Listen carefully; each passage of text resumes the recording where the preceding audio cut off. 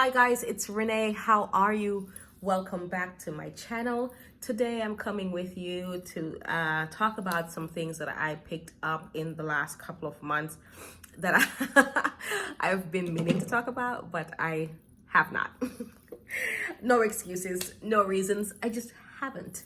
I've been slacking. So please forgive me, but I'm here now and we're going to talk about them. And these are 3 fragrances by Francesca Bianchi. And the 3 that I have here are the Dark Side, Sex and the Sea, and the Black Knight. I also have 2 samples here, but after exploring the sample for the Black Knight, I did go ahead and make a full bottle purchase. And the other sample that I have here is Under My Skin. I don't know why it's not focusing. Under My Skin, which I believe is her most popular fragrance. Now, Francesca Bianchi is an Italian-born perfumer who resides in the Netherlands, and I believe most of her ingredients is the perfume is actually made in Italy and then shipped to the Netherlands. And when I bought it off of her website, it was sent to me from the Netherlands. Now, side note, I typically don't talk about this type of thing, but Francesca Bianchi's website is amazing. Excellent customer service. You buy the fragrances and each fragrance is 98 euros. So plus or minus what your conversion rate is depending on the type of year, the time of year rather, and where you're buying it from.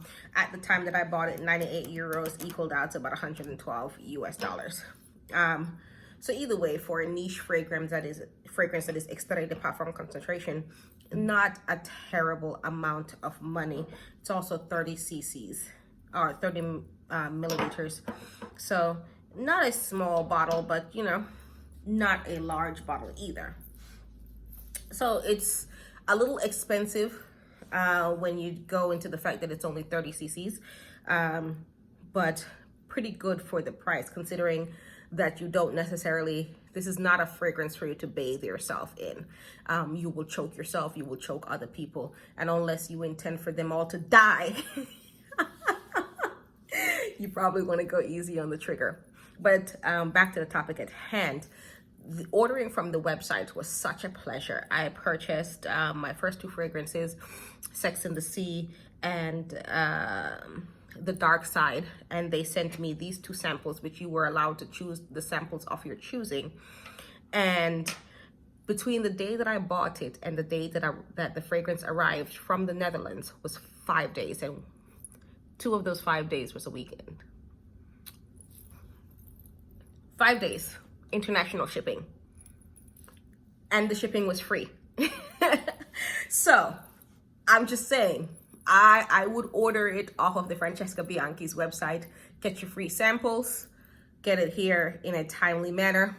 I had a great experience and I would recommend using their website, especially because this was in the middle of COVID. So, you know, not a lot of things are getting to people in a timely manner. Anyways, that's a side note. Moving on. So the 3 fragrances, as I've mentioned, that I have here are the Black Knight, Sex and the Sea, which is one of her original fragrances, and the Dark Side. I love these fragrances, love them. To like Francesca Bianchi is just to have an appreciation for how a fragrance changes on your skin as over the course of the wear.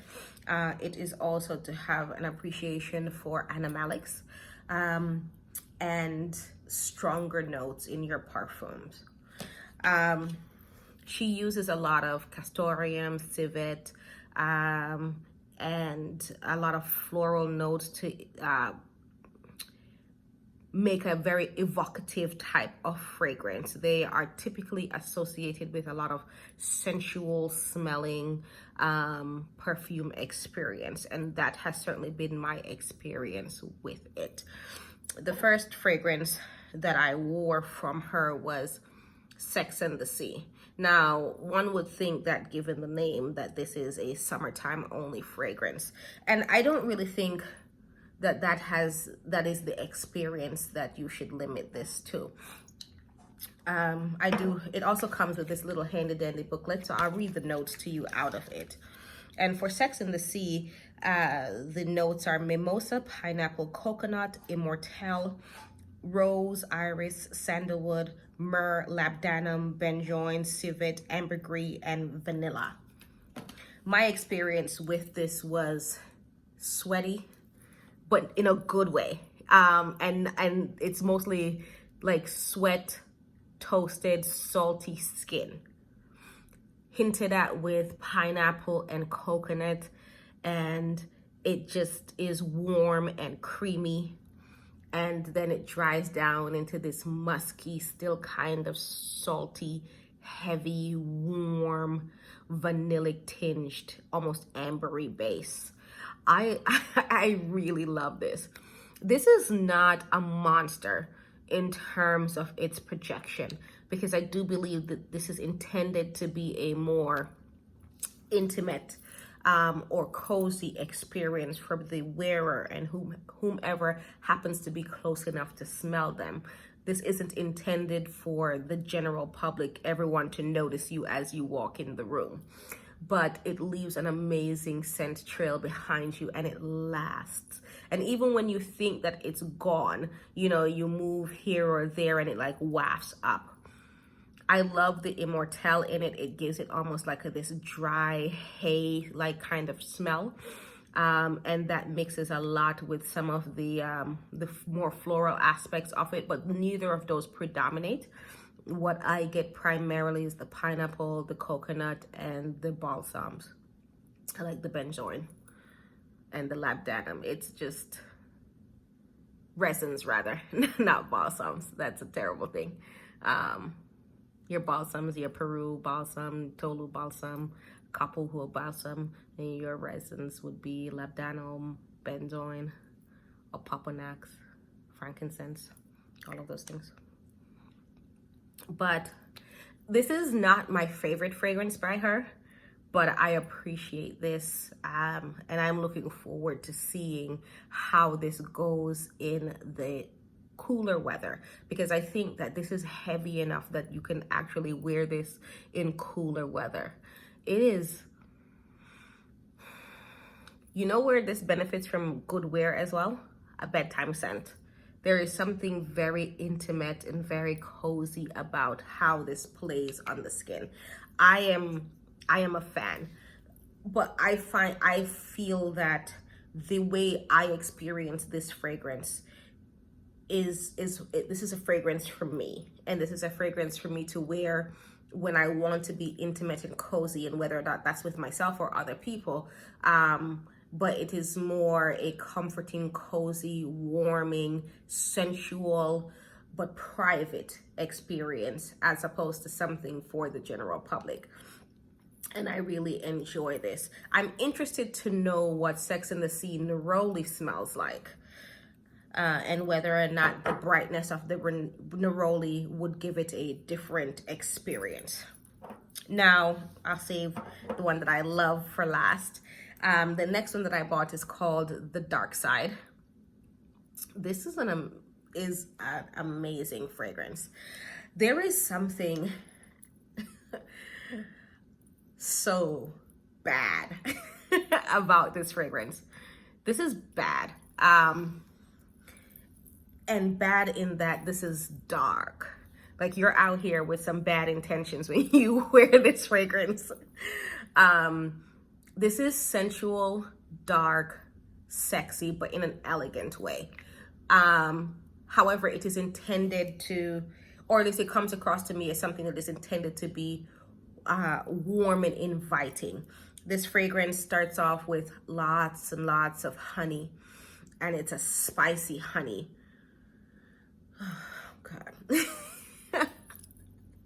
These are the fragrances that when I walk into my perfume room, I just pick them up and I just smell them. Just like I'm just sitting here smelling it now. Especially this one. The spices in this. This honey is heavily tinged with an animalic quality. This is not a floral honey. It's not a sticky, unctuous, sweet honey. This is a animalic honey with dark spices and a lot of animalic notes in here. Now, let me read what her book says about the dark side. The ingredients are honey, spices, orris, violet, which can sometimes add a powdery or makeup-y vibe, which I don't detect in that.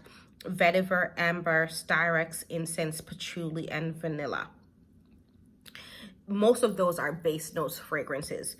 It does dry down into a very ambery and like heavy type of base, and there is a similarity almost in a lot of her fragrances in terms of how they dry down. That Francesca Bianchi DNA, they dry down very resinous and ambery, tinging on vanilla, with either leather or vetiver or patchouli has your fixatives in there that get it to last a long time. Now, I don't find these notes to be particularly offensive, nor do I find them to be boring in the dry down. You know, there are lots of times when you have very similar dry downs where it's just like, oh, the opening was amazing, the dry down, meh.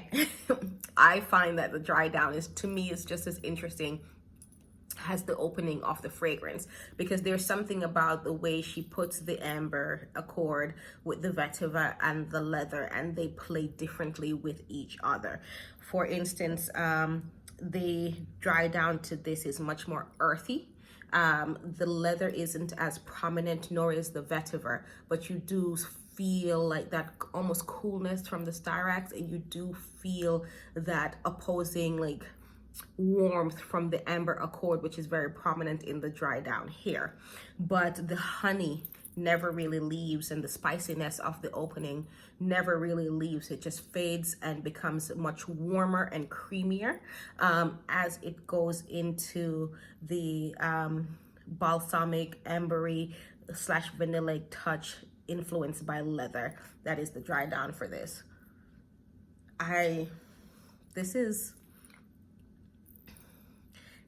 You want a sexy fall fragrance? This right here, with some light eyes, because you're up to no good and you don't want it all over your face when you're done. You know, waterproof mascara, your waterproof eyeliner, lined heavily, kind of outline, make it a little smoky, but not too much. Light makeup, because you don't want it all over your face when you're done. And a dark, dark lip with a pencil skirt, nice belt, some sky-high heels. You're up to no good. Spray this. This is sexy. This is sexy. The dark side. Because all your dark intentions are coming out here, but only in the best way. I love it. I love it. So then we'll go into the sample, and we'll get to the thing that I love the most, the last. This sample that I have here is Under My Skin. Now, I will say that I believe this is her most popular fragrance. This is the one that most people talk about when you search Francesca Bianchi. And I would say that that's the one that I am the most on the fence about.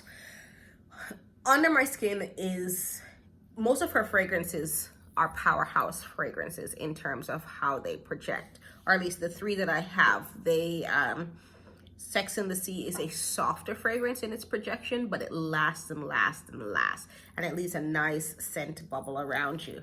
The Black Night and the Dark Side, monsters. Be easy on how much you spray, and they last and they last and they last. You're never really in any doubt as to whether or not your fragrance is still present, because it stands up and says hello. Now, that is not the case for Under My Skin, but that, I believe, is an intentional thing. This scent is intended to be very personal, very intimate, very cozy, a warmly sensual experience that should feel as if you are, like, your skin is perfumed, right? But in only the best way. Like, you should smell clean, but you should smell like your skin. Just slightly better, slightly more intoxicating, slightly more inviting.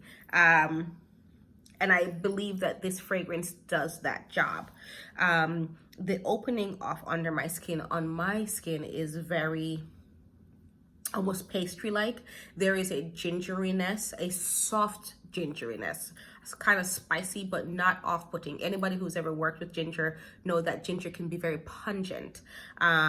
And I love ginger, so that pungency is what I like about it. That zinginess, that sharpness of ginger is what I like. But there's also like the when you're making gingerbread, or if you're like using ginger as a spice to just add a little bit of interest and to jazz up some of your other ingredients, that type of ginger to me is kind of soft and not fresh, but like just soft, in terms of what ginger can be versus what it is in pastry. And then there is almost this doughiness that goes along with it too. Like when you bake, you need the flour and you pour in your water, and that brings almost a certain smell to it's not a bad smell, it's just like a light smell of wet flour. And then you knead in the sugar and the butter as you're trying to make your dough. And then you add the ginger. That's what that smells like in the beginning, which to me is very inviting because I want to know, I am anticipating the goodness that comes after it's baked. And if you were into eating raw dough, I suppose you could do that, but I don't touch anything with raw egg in it. So it smells gingery and doughy and just warm and inviting, and it emanates out from underneath your skin, as opposed to like a scent that you put on and it doesn't really mesh with your body chemistry, and then the ultimate dry down of this fragrance is amazing. It is this warm, heavily ambery, floral, but not an off-putting old lady, I hate that term, but like an old kind of dated floral. It's heady, but in a good way. It smells inviting. It smells of like rose, but with the amber, like really balances it out. There's almost a vanillic tint to the amber that makes it feel very warm and very inviting. So it's a floral, vanillic, ambery, resinous type of base that is very inviting. The problem for me with under my skin is in the middle of the fragrance. There is something almost sexual about the fragrance in the middle, which is fine because I think it is intended to be almost like Secretions Magnifiques from L'État d'Orange. I think that's how you say the name. But without the more off-putting aspects of that. And so it smells almost as if you are both pre, post, and mid-coitus in the middle of the fragrance. And that's a smell that you would have to decide whether or not that's what you want. How you're gonna walk around smelling. And that's a pretty prominent middle on my skin. I was like, is everything all right? The jury's still out. It wasn't so much that I minded, but it doesn't make me necessarily want to pick up a bottle for that I'm going to wear primarily for myself or for my lover. Because it's reminds me of something that is warmly intimate and that should be kept private, So I don't know that I would necessarily wear it out. So it would be a very personal and very indulgent purchase for me, because I would not wear it anywhere but to bed or